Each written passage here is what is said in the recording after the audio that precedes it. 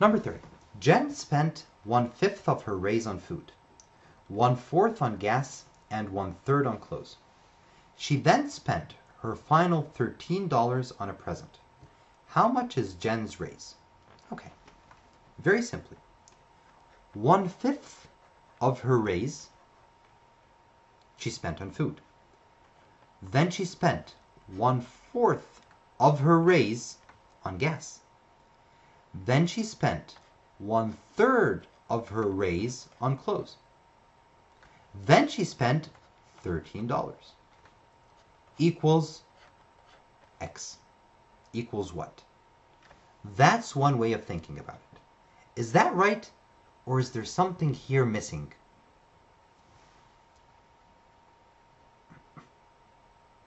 Is there something wrong in this equation?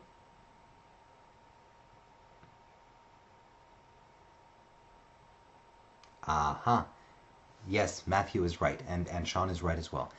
We shouldn't name a new variable here, okay? What is the total of all this? It's the raise. It's R. If you use X or use any other variable, you have just ruined the whole thing. You're not going to be able to get anything because now we have two variables and one equation, right?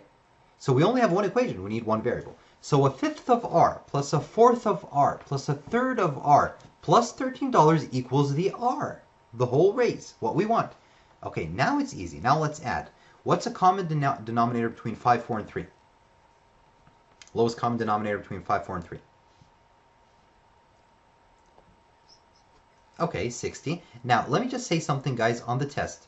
If you find that you really don't know what the lowest common denominator is and you're stressed out and everything, and hurry, just multiply, okay? Just multiply 5 times 4 times 3. 5 to 4 is 20, 20 times 3 is 60. It may not be the lowest common denominator, but that's fine. You're just going to get a fraction that you need to simplify later on. Okay, so let's do it over 60. 1 over 5 becomes what over 60? Hurry up. 12 over 60. Okay, Anton, stay with me. So 12 over 60R plus 1 over 4R. For 4 to become 60, we have to multiply it by 15. Okay, so over 60, and we have 15R. 1/3 R, we need to multiply by 20. Okay, so 20R. Plus 13 equals R. Now, let's add neurali.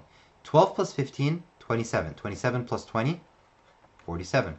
So 47 over 60, R. And you see you can't simplify them, so that was right. Plus 13 equals R. Now what do? I bring all the R's on one side and everything else to the other side. To make it look better, let's just reverse the order. So R equals 47 over 60. R plus 13. Let me just give you a little note to what I did here. All I did was I just flipped them. Left-hand side became the right-hand side, and right-hand side became the left-hand side. If you do that, you do not change any signs, okay? I didn't bring anything from one part to the other, okay? All I did was I just flipped them so that it looks good. Now what? Subtract. So R minus 47 over 60. R equals $13.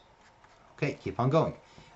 R is like saying 60 over 60R. So it's like 60 over 60R. I know I'm going a little bit of details here, but just to make sure that you all understand, equals 13. Okay? Now I'm going to continue up here in a different color. So 60 minus 47 is 13 over 60R equals $13. That was nice of whoever made up this question. It was actually me. And we have 13 on both sides. Does that make it any easier? Yes, it does. Because any numerator on both sides of an equation can be simplified together. Any denominator on both sides can be simplified together as well. That means that we can take away the 13 from here divided by 13 is 1. 13 from here divided by 13 is 1, leaving you with R over 60 equals 1. So basically R equals 60. Yes, sir. So R equals 60. So the answer is D. Okay? Now, is there another way? Yes or no? Hurry up, hurry up, hurry up. Is there another way? Yes. What is it? Test. Yes. Try the answer choices. So assume her raise was $156. then get a fifth of that, and a fourth of that, and a third of that, and add them to $13 and see if you still get 156. No, you don't. So you try the next one, then you try the next one, then you try the next one, and so on.